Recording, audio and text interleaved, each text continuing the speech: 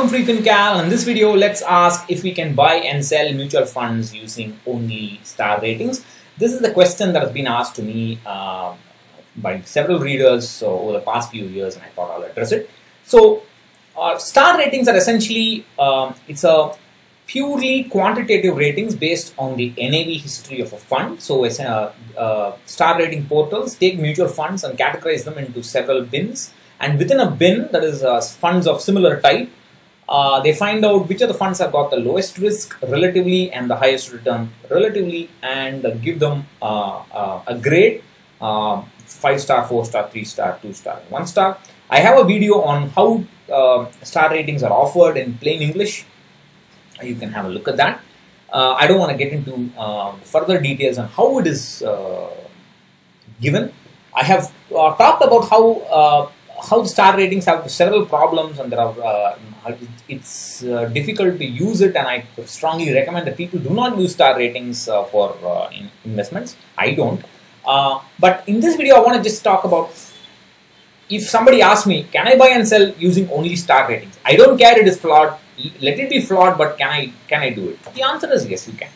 It's a flawed methodology, but if you want to be methodical about it, even if it is flawed, yes, it will work. The long answer is yes, but. There's always a but to everything. So we'll talk about what that is. And in order to do that, we have to understand. So if I were to use star ratings, how should I do it? It's quite simple. Just buy a 4-star or 5-star rated fund. If it falls to 3-star, sell all the units, invest in a 4-star or 5-star rated fund, and continue further investments in that fund until it becomes 3-star, sell it again, and so on. Repeat this cycle. Before you buy that 4-star or 5-star rated fund, it is better to look at the rank or the rating history of that fund. I'll explain. And then buy. So this is the method. It's a nice 3-step method. But the problem is that people usually do not sell old units. They tend to hold on to their old units. They get emotionally attached to their funds or stocks, and they buy new funds. So the benefit of buying a new 5-star rated fund is usually lost because there is already that old fund there in your portfolio. I am assuming star ratings, higher the star rating, higher the risk-adjusted return, and so on. If you believe that, then the benefit of star ratings is lost. I don't believe it. Now the problem is, then sometimes what will happen is the month after you start investing in a fund, the fund will drop to 4-star to 3-star, or even 5-star to 3-star, because star ratings is a relative grading. Because even if the fund does not dip in performance, if there are other funds in the category, suddenly the number of funds in the category increase. For example, because of the SEBI recategorization, there's a sudden change in the number of funds in a category. And if they start performing well, or if they start performing badly, your fund will look better than what it actually is, or it will look worse than what it actually is. So people assume that 5-star rating means on an absolute level the fund is good. It is a relative grading. You should first understand what a peer comparison actually is before you use star ratings, and I think many people don't. They tend to think of those stars as an absolute grade, as some kind of seal of quality or lack of it, and so on. That you should not do. So if the fund becomes a 3-star immediately after you start investing, you will be you'll be worried. Oh, I made a wrong decision. All my money is sitting there, and it will lead to problems. Then the problem is how often should you look at the ratings? You can look at it once a year. You can look at it once in 6 months. If you look at it once a year, then people tend to look at the ratings even more frequently than that. Then you say, oh, for the past 6 months, 7 months, my fund has been 3-star. I have been holding on to it because I should change units, change funds only once a year, and so on. So it's always going to be a problem. It is not a the problem is behavioral. I mean, if you set aside the fact that these ratings are flawed and you say I'm going to believe in it, even then it's not easy to do it because it's often because of the behavioral model. So what about the ratings history that I talked about?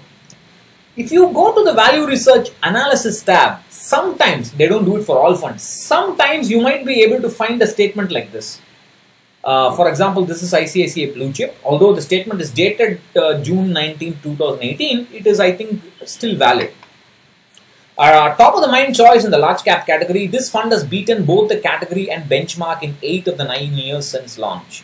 This has earned it a 4 to 5 star rating for much of the last 6 years. So that is the consistency in star rating. So if I look at the star ratings history and I see a fund which has been in that 4 or 5 star for that long, then I can take my chances with it. Please recognize, you are not looking at how consistently it is beating the benchmark and all that. That becomes a different priority.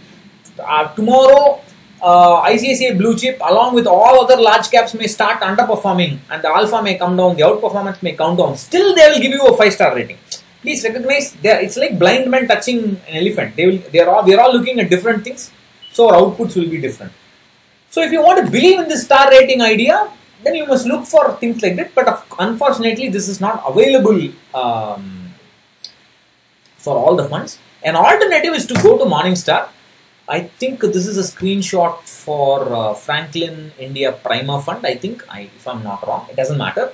There is a performance tab, and if you scroll down the performance tab of the fund page, you will see a star rating given for 3 years, 5 years, and 10 years.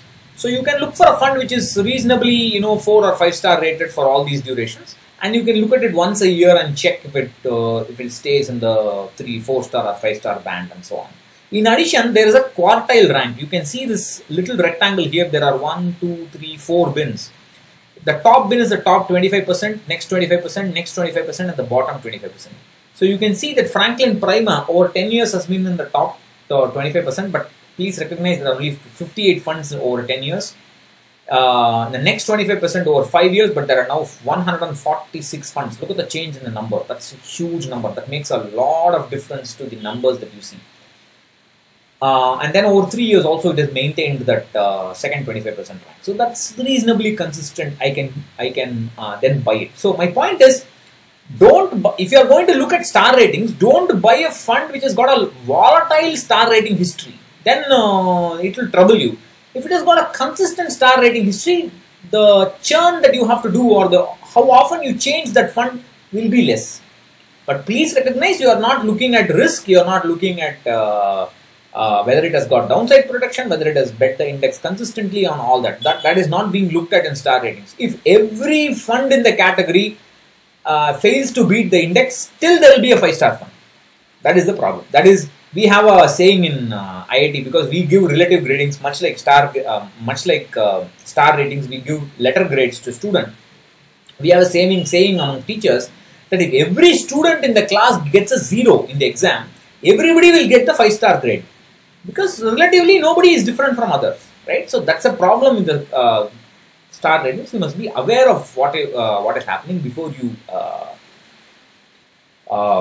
take it on. Now, yes, star ratings are flawed, but investors are more flawed. Now, I asked this question in Asan Ideas of Wealth. Usually, I'm very bad in, asking for polls and getting data like that and so on. But this I thought was a simple question. I don't know whether people understood it or not, but I'm baffled at the answer. So, I'm talking about the Facebook group, Asan Ideas for Wealth. If you are not there, you can consider joining. So, the question was, you keep investing in a fund for 7 years. The 7-year return is higher than the index, but practically all the performance has come in the first 2 years of your investment. In the last 5 years, the fund has not bet the index. I asked the group members, what would you do? 170 people said sell the units and invest in new fund, which is good, which is what I would do, which is logical. 5 years the fund has not bet. I'm amazed that 103 people said I will keep the faith and continue in a fund which has not bet the index for 5 years. And as many as 61 people said they will keep the old units in the old fund as such and buy a new fund. Fresh investments will be made in the new fund. I'm baffled. 50% of the audience poll, that's like what, little more, 330 people, something like that, right? So 50% of them want to hold on to the old fund, want to hold on to a non-performer. Where is the question of such people tracking star ratings and changing their portfolio, every year? it's I think that the problem is this: investors want to get married to mutual funds or stocks. This is what I call the LIC policy mindset. See, when you buy a Jeevan Anand or a Jeevan Suraksha or whatever it is, if you want to buy a LIC policy or an endowment policy or whatever, even if it is ULIP, whatever it is, once you buy the policy, you say, okay, I have done my job. The policy is bought. Now from now on, all I have to do is pay the premium when the SMS comes or when the email comes or every year or whatever. That's all. My job is to only pay the premium. This is the mindset that many investors have. I mean, it's this is something. When you are invested in the capital markets, you cannot be getting married to your securities. Please don't do that mistake. And the second mistake is they do not look at the portfolio return. They do not look at the portfolio risk. They are looking at piecemeal. Oh, I have 3 funds in my portfolio. This is a good performer. This is a bad performer. I want to take this bad performer and so on. That is bad, and they keep doing this, and eventually the portfolio becomes like 30 funds, 15 funds, whatever. And another thing I cannot understand, investors worry about tax. They are worried about selling units because they fear tax. More than risk or return, they are worried about tax. And I had this bitter lesson when it comes to market timing. I have a series of posts on tactical asset allocation. I was astonished by the response. Before I did the post, people were talking about low PE, high PE, 200 DMA, and whatever, all those things. But when I actually showed them that if you want to be a successful market timer using all these, you should take away units when the PE is high and push them back when the PE is low, and correspondingly for the moving averages and so on. They don't want to do that. They want to buy on dips.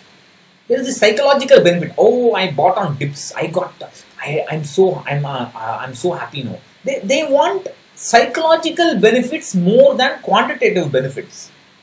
This is baffling to me. I don't know. If you want to stick to a method, whether it is market timing or star ratings, you should not worry about tax. If your fund has dropped from 4-star to 3-star, chuck it. Whatever the tax you have to pay, whether it is short term, long term, you have to pay. You will say, no, I will wait until my units qualify for long term. I will wait until the NAV of the fund falls below January 31st, 2018. Then everything will be tax free. I will wait until the exit load is. If you keep waiting, the only thing that will happen is your portfolio will get cluttered. You cannot get higher returns, lower risk, and low tax, zero tax. You can't do all that. You have to you must have a system and stick to it. So the point I am trying to convey here in this ranting, I am sure many of you are going to complain, is that even if the star rating is a flawed idea, whether you like it or not, if you want to adapt that method or any other method, you must have the discipline to stick to it. I can tell you, most investors do not have that kind of discipline. They are confused. They want, like I said, just psychological benefits. They want to, they want to, they want to learn the piano without touching the keyboard. That's not possible. So again, to conclude, will this star rating idea work? It will work, but you have to stick to the method. Just don't assume that this star rating is the best method. This is another problem I have. Why should the method you follow be the best method? What special creature on earth are you to think that whatever you are doing should be the best, that you deserve the best? Please get off that high horse. So it is just one of the several methods, and please don't assume it will work as long as you don't assume it's the best method. You say that you like it, you do it, no problem.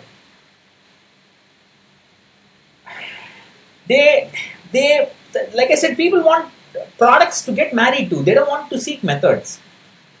I am sure that if people start chasing stars, and they are already doing that, they will as in star ratings, people will mess up their portfolios.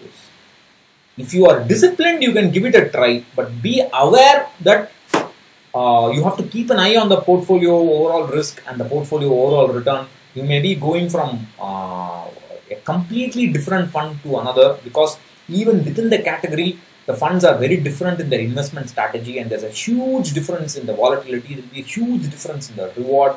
So you'll have to be careful about that.